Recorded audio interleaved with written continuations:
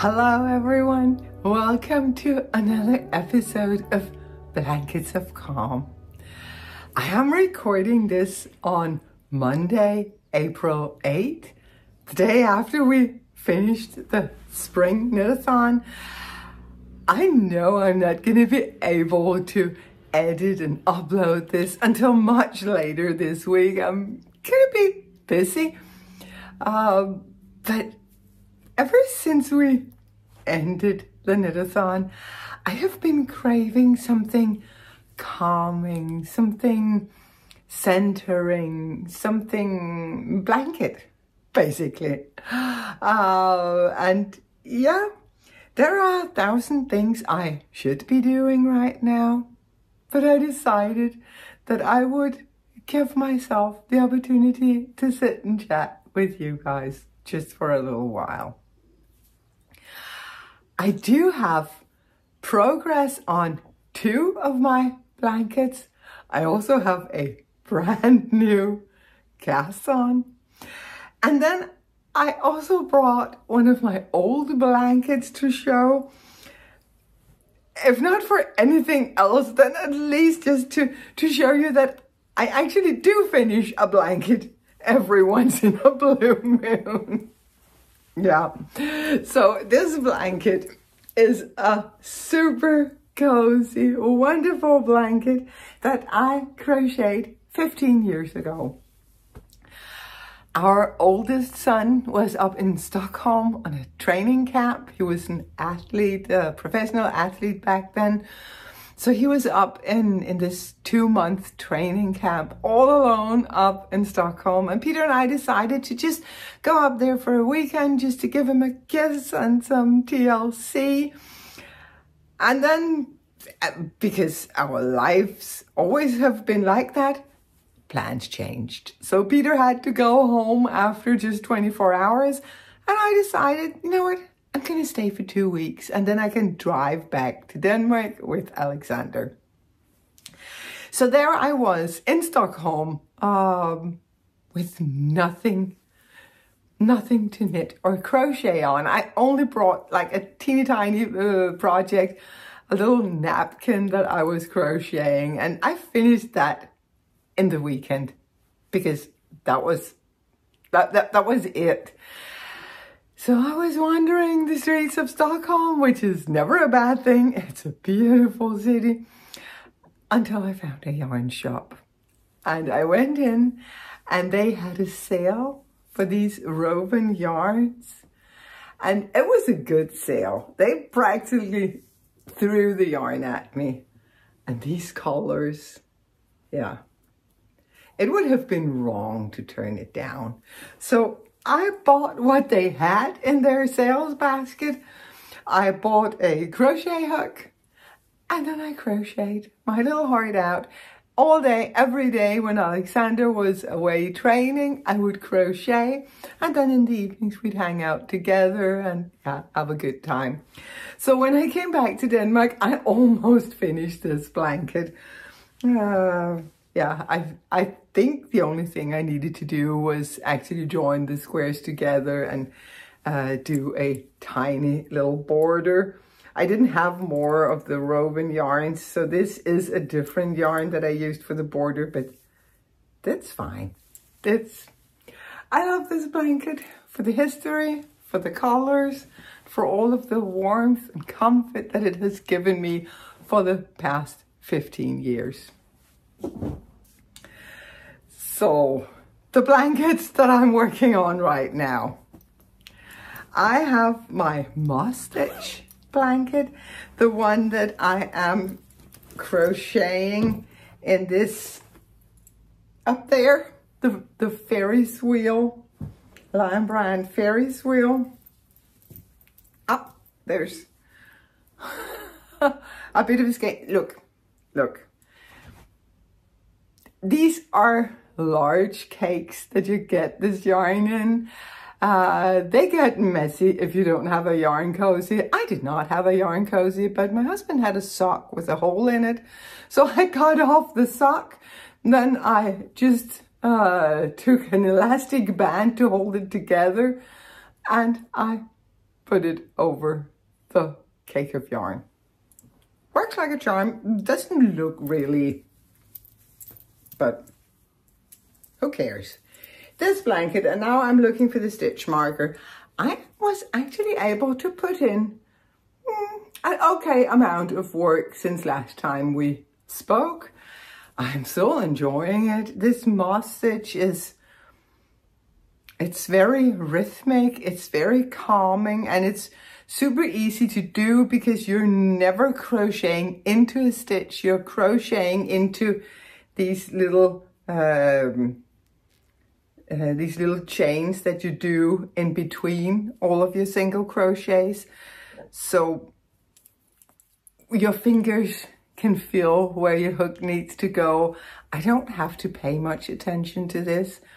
I can just sit and work on it when we're watching television, or even if I'm reading, I can read and crochet on this one because it is so simple, so rhythmic, and very, very satisfying in a weird way. Of course, the stitches they're not large, so a row doesn't give me much. There's going to be many, many, many stitches before this blanket is done, but that's fine. I have no rush. Remember last time we spoke about this blanket, I told you how my starting chain was way too big, so the blanket was like flaring out in the bottom.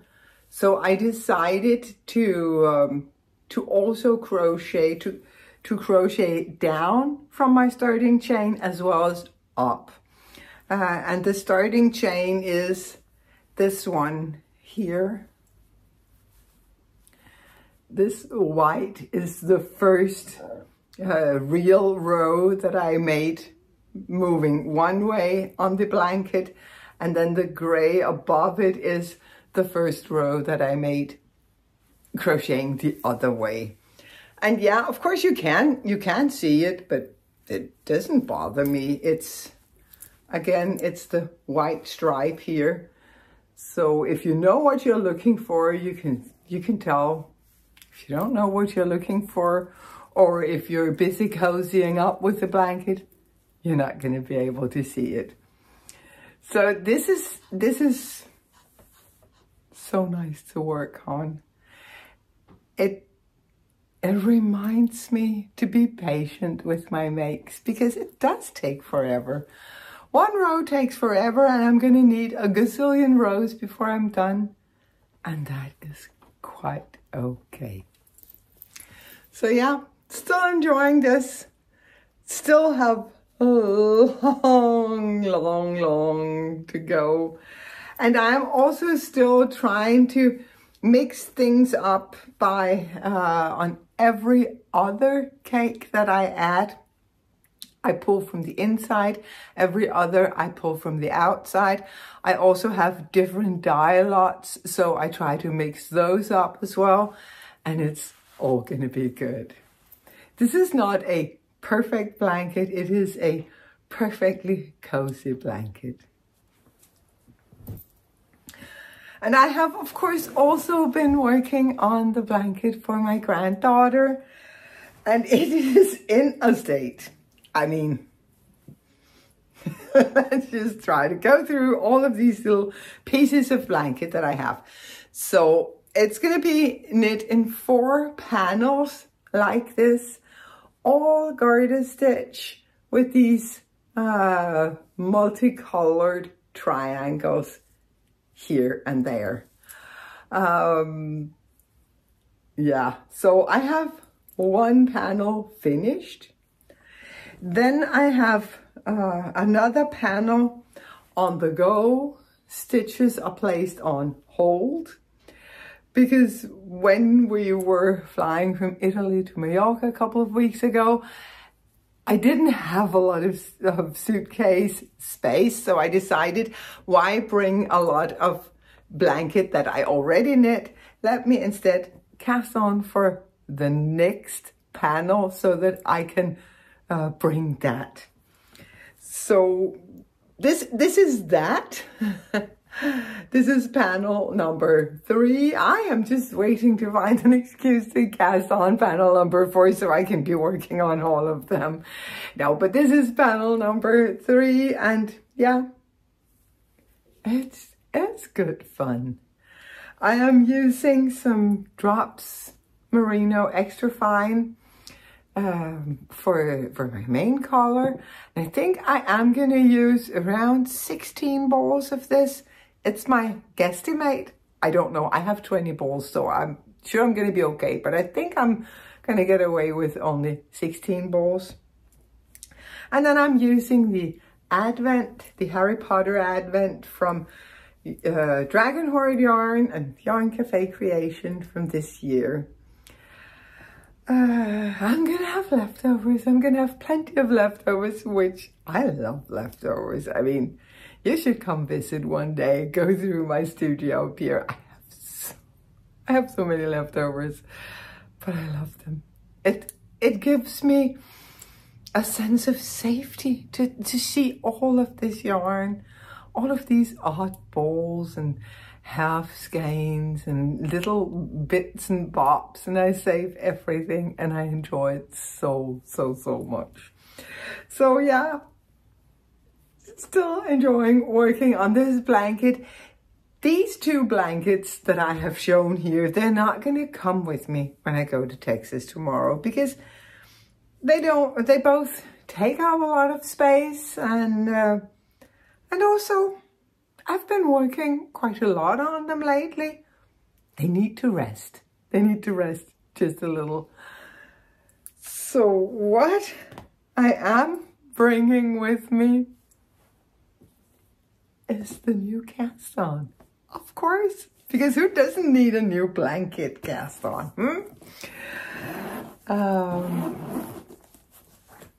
I think I showed it on my last episode that I was making these magic balls, not magic knot balls, because I'm not using magic knots. And of course, here. See, I'm not using magic knots. I am just knotting as I go. And then these ends, I just crochet over them and they stay in there. I've been doing this forever. I've always been lazy, so I've been doing this forever and I've never had a problem. So until a problem arises, this is my method. So I take all of my fingering weight scraps and I put them into this magic bowl. Some of them are larger scraps, maybe 50 grams, but I know I'm never going to do anything with them. Then I cut them up into maybe 3 pieces or 4 even, and I put them into my magic bowl. I have a basket full of light yarns that I'm gonna make into a magic bowl at some point. I have chosen all of the lighter colors, and then I have another magic bowl with all of my darker, more moody colors. So I'm gonna work with those later. For now, I feel very accomplished when I add something to my magic bowl. It's like, okay, I cleaned up. It feels like the yarn has been used once it's in a magic bowl, which of course it hasn't, but it has been assigned, and I think that's what makes me so happy with these magic bowls. Yeah, so I decided to cast on a blanket with my magic bowl. I knew that I was never going to finish a fingering weight blanket. That's just, I mean, I have done it. I showed you one on the last episode, the one that actually resembles the Battenberg blanket that I have down in Italy. That one's fingering weight, and I did finish it. But I decided to hold my magic ball with some mohair. Also because there's all sorts of colors in, and I didn't think about color placement or color management at all when making this ball. I was just going at it and having a good time. So I thought by pairing it with this mohair, it would blend the colors together. It would make them go together much more effortlessly. So this is a brushed mohair merino. Now I'm looking at the tag because I always forget, but it's the Stanford brushed mohair merino, which is a 40% mohair merino acrylic and some elastane. So it's just, there's a little bit of give to it. It is from Garnspecialisten. I have talked about them so many times. I bought 2 cones of this white. I have no idea how long this is going to take me. Let's see, there's 275 meters to 50 grams, and I have 400 grams. So I should be good for a while, and hopefully this is one of those that I can always get more of. And if not, I'm just going to pair it with an ordinary mohair.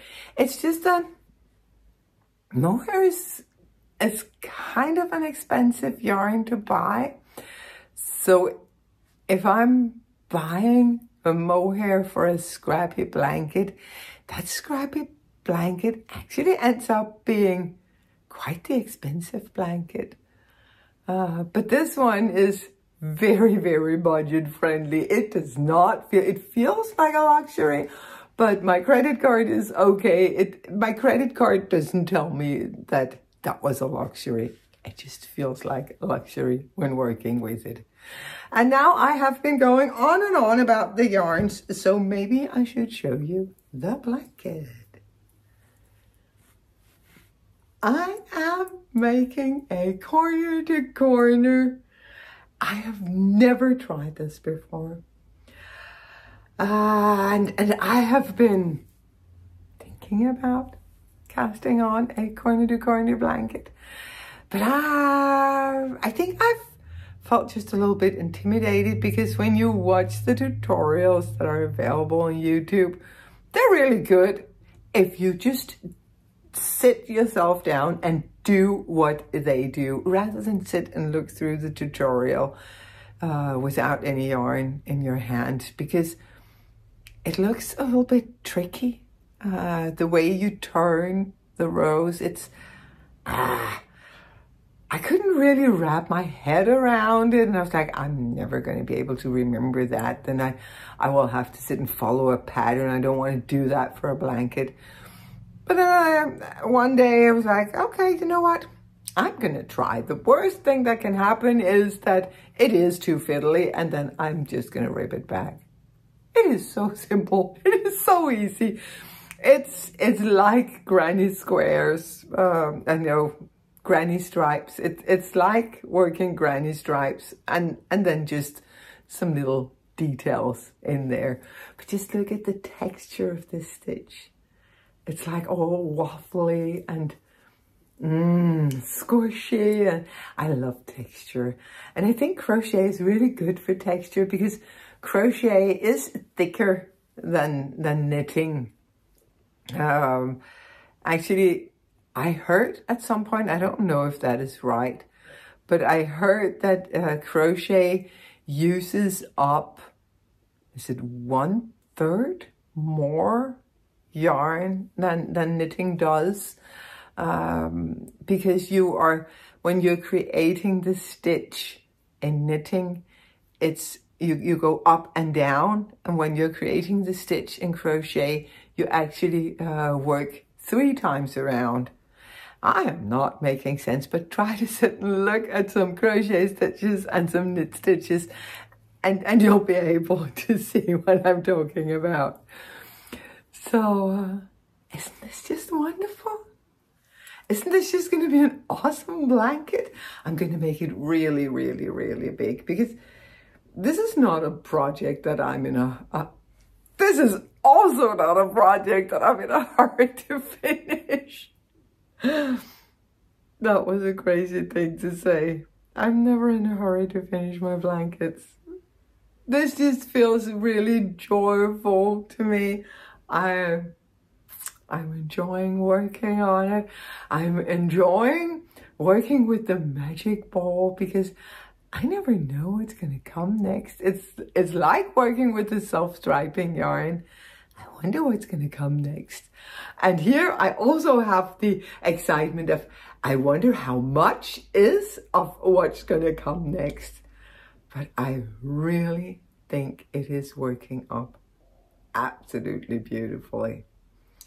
And yeah, as I told you, I made this bowl with my light colored fingering weight scraps in Italy. The other day I found a full basket of fingering weight light colored scraps here. I'm sure if I go through everything, I'm gonna find more. I have scraps and I love my scraps. I want to bring them to life. I really want to use the yarn that I have. I want to bring life to my scraps because this piece of yarn, it never asked to be the last piece left in the skein. It never asked to be abandoned. I really love bringing my scraps to life. I love using every little bit of my yarn. I don't necessarily love garments or shawls that are too scrappy. I mean, I've made quite a few patterns to be used with advents, but I'm still trying to balance the scrappiness, if that makes any sense. I would not knit a t-shirt or a sweater or a hat or a shawl with a magic ball. I wouldn't, because I wouldn't wear it. It would be too scrappy for me. But putting it into a blanket is so much fun. And for sure, I'm going to use the blanket. For sure. I'm kind of thinking this blanket would be perfect either in Italy or in our little summer house here in Denmark. That would be, yeah, it's all the light colors just scream summer, spring to me. So yeah, this one I am bringing because that does not take up a lot of space, and there is a lot of crochet to do on it. So just this tiny little project bag, and I will have hours and hours and hours of crochet. That's the perfect travel project. So those are the blankets that I have been working on the past, 2, 3, 4 weeks, something like that. I like to change things up. With my blankets, I really try to avoid knitting because I have to, or crocheting because I have to finish. It's not about finishing. It's about the process. And I keep reminding myself that. So it's okay to change things up, go with something else and work on that for weeks or months, and then come back and pick up the old blanket. I will still say Isabella's is a little bit different because it's for her. But on the other hand, it's spring. I didn't finish for her birthday, which was on Friday, and I didn't plan on finishing for her birthday. I was kind of toying with the idea, but I also knew that's never going to happen. So I'm thinking I'll be good. If I can get it to her for fall, it's going to be fine. I am not gonna stress myself with my blankets. Blankets are for fun. Blankets are for calm. They're for comfort. If let's just say that someone is really missing something that ended yesterday, blankets are a really good comfort. I hope you have some comforting projects, be it knit, crochet, embroidery, spinning, whatever brings you joy.